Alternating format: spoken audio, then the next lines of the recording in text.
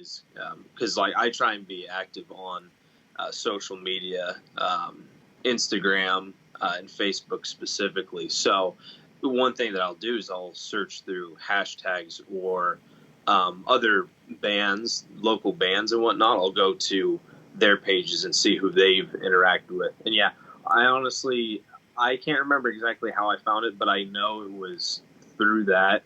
Either it was like the hashtags or somebody else, but I saw the page and I was like, oh, this is pretty cool. This is awesome that somebody's doing this. So, yeah. Yeah, and I do have to apologize. It did take me a couple of weeks to get back to you too. No worries. No worries at all. For those that don't know, I get emails and I get personal emails and I get personal messages and Facebook messages and I get them everywhere from every angle, and sometimes I forget to check stuff. And the worst part about all this is like Instagram is the world's most popular app. It like surpasses Facebook now, and it's probably one of the message platforms I check the least, which is like the dumbest thing anyone could ever do. So I apologize. But for all the people out there listening that said he hasn't got back to me yet, I'll get back to you. I swear I will. I swear I will. So you ended up finding the podcast semi-organically, which yes, blows my mind. And I sat down and listened to your album last week, the new one that came out called Glad, and then I went through and peeled through all your old ones even. And I said, this is actually pretty decent stuff, and I said, I'm going to sit down and talk with this guy. And I was literally sitting in my car in the driveway with the air conditioning on, just full blast, listening to your album when I pulled up one day and was like, I'm going to listen to all of these just sitting right here in the car. And then I messaged you when I was done. I was like, hey, we need to get you on the podcast. Yeah.